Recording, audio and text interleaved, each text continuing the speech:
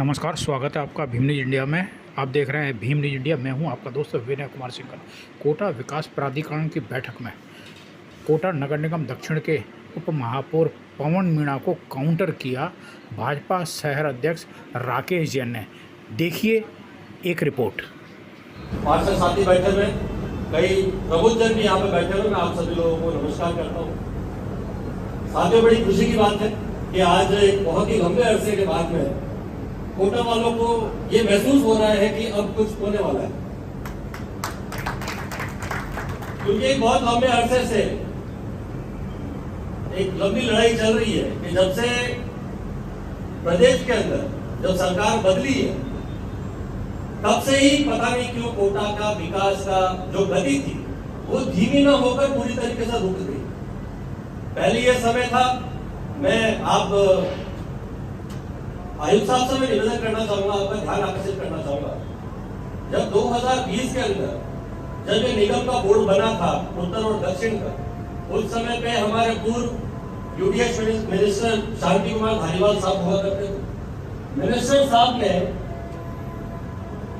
एक इसी तरीके से इसी प्रकार से एक मीटिंग का आयोजन रखा था, जिसमें वह स्वयं मंच पर बैठे थे, जहां पर सारे कांग्रेस के पार्षद बैठे हुए थे, सभी बीजेपी के पार्षद बैठे हुए थे, सभी निर्दलीय पार्षद बैठे हुए थे, और सभी को एक राय से एक नजर से देखते हुए हर व्यक्ति के वार्ड में 1-1 करोड़ रुपए का कार्य कराने का उन्होंने आश्वासन दिया था।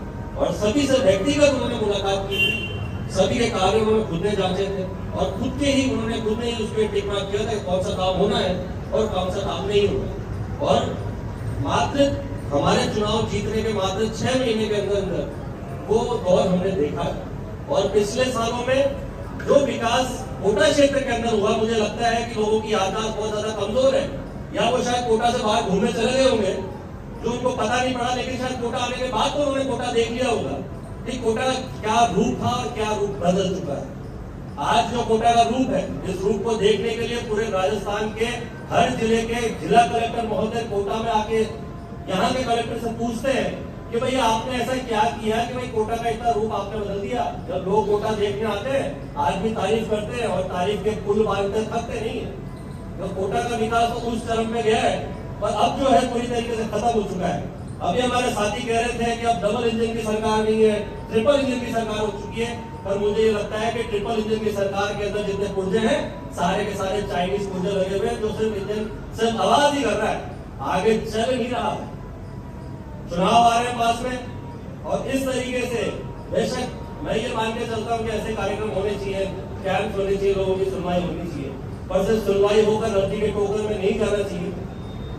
हमारे जो पूर्व मंत्री है शांति कुमार धारीवाल साहब, उनकी एक मंशा थी कि कोटा एक ऐसा शहर है जहां पर बहुत सारे लोग ऐसे हैं कि जो कि चाहते हैं कोटा एक अच्छे स्थान पहुंचे, जिसमें यूआईटी और नगर निगम जो है अपनी भूमिका पूरी तरीके से निभाने में कहीं न कहीं कमजोर होता था, क्योंकि उनकी स्वीकृतियों के लिए हर बार जो है फाइलें जयपुर जाया करती। इस वजह से उन्होंने ये विचार किया कि कोटा को जो है केडीए जैसी संस्था से नवाजा जाए, और उनका प्रयास भी सफल रहा और आज कोटा के अंदर केडीए बन चुका है। पिछले सर मैं आपसे निवेदन करना चाहूंगा कि पिछले 1 साल 2 साल लगभग हो चुके हैं, 20 महीने हो चुके हैं, हम नगर निगम की संस्था में एक अच्छे पद पे बैठे हुए हैं, जहां पर हम लगातार हमारे सारे निगम के पार्षद जो कि थोड़ी देर पहले जो आपके सामने जो अपनी बातें रख रहे थे, वो कोई राजनीति नहीं कर रहे थे, वो राजनीति की बात नहीं कर रहे थे, वो किसी बीजेपी को कहीं नीचा दिखाने की बात नहीं कर रहे थे, या बीजेपी के पार्षदों को नीचा दिखाने की बात नहीं कर रहे थे। वे अपने क्षेत्र में जो जनता के जो कार्य है, जो समस्याएं है, उनके समाधान के लिए आपके पास वो अपनी बात को रख रहे थे। क्योंकि पिछले कुछ सालों में 20 महीने के अंदर नगर निगम में जो स्थिति हो रखी है, वहां पे जो अधिकारी जो एम्प्लॉयज जो बने हुए हैं, उनकी स्थिति सिर्फ इतनी सी हो गई है कि वो जो भेड़ियों से बंधी हुई बकरी होती है ना, तो जो सिर्फ मिलमिलाना जाती है, वो उससे ज्यादा और कुछ नहीं है। जब बीजेपी वाले चाहते हैं वो चलाने के लिए जब चले जाते हैं, वो बीजेपी वालों के हिसाब से काम करते हैं, जिसका सीधा ये उदाहरण है कि कांग्रेस के पार्षदों ने लगातार 12 दिन तक धरना किया, रोज अलग अलग प्रकार से अपने कागज दिए, लेकिन उसका समाधान अभी तक भी नहीं हुआ।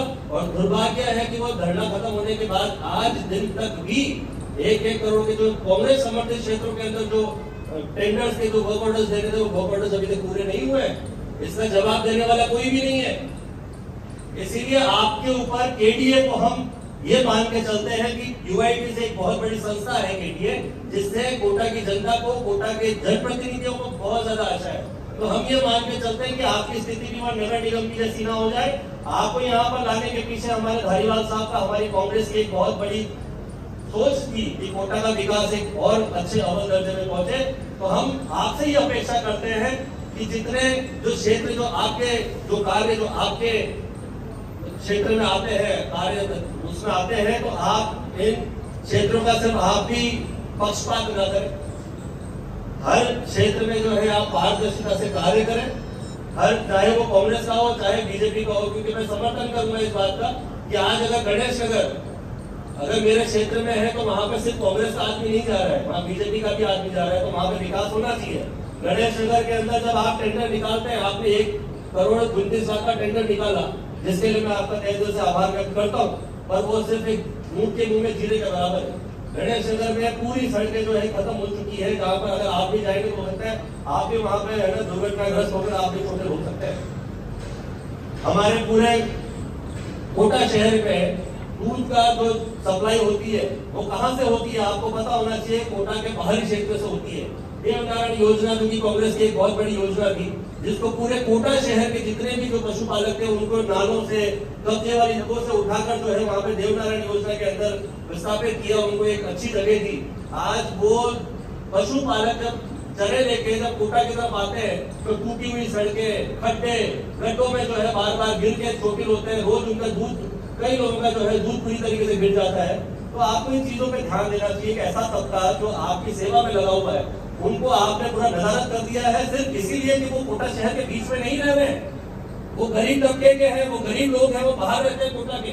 तो मैं आपसे निवेदन करता हूँ कि आपका एक बहुत बड़ा क्षेत्र है, आपको उस क्षेत्र में हर वर्ग के व्यक्ति का आपको विशेष ध्यान रखना चाहिए, चाहे वो गरीब हो, चाहे अमीर हो, चाहे कितनी पॉश कॉलोनी हो, चाहे वो ग्रामीण क्षेत्र हो। आपके क्षेत्र के अंदर ग्रामीण क्षेत्र भी आते हैं, जहाँ का विकास करने की जिम्मेदारी भी आपके ऊपर बनती है। तो मैं महोदय आपसे ये निवेदन करना चाहूंगा कि ये जितनी भी ये टेबल्स के उस साइड और टेबल्स के इस साइड जो पूरी टीम आपकी जो बैठी हुई है, ये वही टीम है जिसने कांग्रेस के टाइम में भी काम किया था। ये वही टीम है जिसे काम करने के लिए समय नहीं मिलता था, ये दिन भर काम करते रहते थे। पर अब पिछले 2 सालों से ये पूरी की पूरी टीम लिटरली बैठी हुई है, इनके पास काम करने के लिए कुछ काम नहीं है। मैं आपसे निवेदन करता हूं कि ये जितनी भी टीम बैठी हुई है बहुत ही ज्यादा एक्सपीरियंस है और बहुत अच्छी टीम है। आप इनका सदुपयोग लें, आप इनका काम लें और डेफिनेटली कोटा में एक तो एक बहुत अच्छा विकास की जो है हम कोटा को एक अच्छे मुकाम में पहुंचा पाएंगे। मैं बेशक मानता हूं कि मेरी बातों का कहीं ना कहीं किसी को चुभी होगी, जिसके लिए मैं क्षमा भी नहीं मांगूंगा, क्योंकि आप भी जनप्रतिनिधि हैं, मैं भी जनप्रतिनिधि हूँ। और यहाँ पे जब हमारे बीच जब प्रशासन बैठा हुआ है तो आपकी बेशक जिम्मेदारी बनती है हमारी बात को सुनना। और क्योंकि हम जनप्रतिनिधि बने ही इसलिए थे कि हम आपके और जनता के बीच में एक माध्यम बने, एक ब्रिज बने, ताकि एक अच्छा समाज, एक अच्छा तालमेल बैठे और सही तरीके से, एक सही पारदर्शिता से जो है हमारे क्षेत्र का विकास हो। बहुत बहुत धन्यवाद सभी साथियों को। भारत माता की।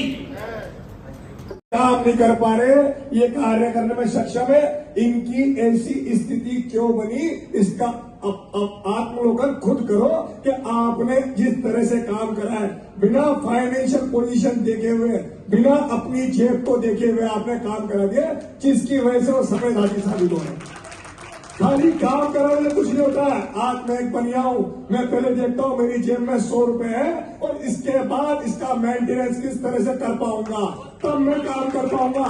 ऐसा नहीं है कि 100 रुपए हो और 200 रुपए का काम करा दो और बाद में ताला लगाने पड़ जाए। इस तरह का काम ठीक नहीं है। और इस तरह से जो आप बात करना चाह रहे हो, इसका आप मंच को बीजेपी में कायम बनाना चाह रहे हो, तो उचित नहीं है। बोलना हमको भी आता है, आप पूरी बात बोले। आपकी पूरी बात को जितने लोग यहाँ बैठे हैं सबने बहुत ध्यान से सुना, गंभीरता से सुना। एक एक बात का आप चाहे तो डिबेट कर लेना, एक भी बात आपके सीनियर भी इसका हम जवाब नहीं दे सकते। प्रत्येक बात का जवाब देंगे। इस यूआईटी को केडीए बनाया, केडीए बनाने में कितने लोगों ने विरोध किया, लेकिन ये भारतीय जनता पार्टी के लोग थे जिनने सोचा कि जो हो रहा है ठीक हो रहा है, होने दो। किंतु केडीए बनाने से क्या हुआ, उसके बाद ये सारे जो हमारे खर्चे थे वो पूरे खर्चे बढ़ गए और उसके बाद में उन व्यवस्थाओं को सिर्फ वापस चलाने के लिए 10-10 लाख रुपए मैंने आरती के देंगे। अरे किसकी आरती करनी है और कौन कर रहा है? किस तरह के खर्चे आपने बांध दिए जो सारे के सारे सफेद आभिषिक्त हो रहे हैं। इस तरह का जो भी काम किया है, जो बिना जो फाइनेंशियल प्लानिंग के किया है, जिस तरह से इसकी वजह से ये 1.5 साल 18 महीने 20 महीने जो निर्माण नहीं हुए, और आप जिन निर्माण की बात कर रहे हो कि देवनारायण से चल रहे आ रहे हैं, ये सारे निर्माण कांग्रेस शासन में हुए थे, जिसका आपने क्वालिटी चेक नहीं करने दी और सिर्फ डंडा दिखाया पेमेंट कर दो। सब अपने घर का काम है, जो ठेकेदार आपका था आपने उसको आवाज दी, आजा काम कर और पैसे ले जा। इस तरह का काम नहीं होगा। आप देख रहे थे भीम न्यूज़ इंडिया। यदि आपको हमारे द्वारा दिखाई गई खबरें पसंद है तो प्लीज़ हमारे चैनल को यूट्यूब पर सब्सक्राइब कीजिए, लाइक कीजिए, शेयर कीजिए, कमेंट्स कीजिए। आने वाले नोटिफिकेशन के लिए बेल आइकन का बटन दबाना ना भूलें। भीम न्यूज़ इंडिया के आप फेसबुक पेज, एक्स और टेलीग्राम पर भी फॉलो कर सकते हैं। बने रहिए हमारे साथ, देखते रहिए भीम न्यूज़ इंडिया। आपका बहुत बहुत धन्यवाद।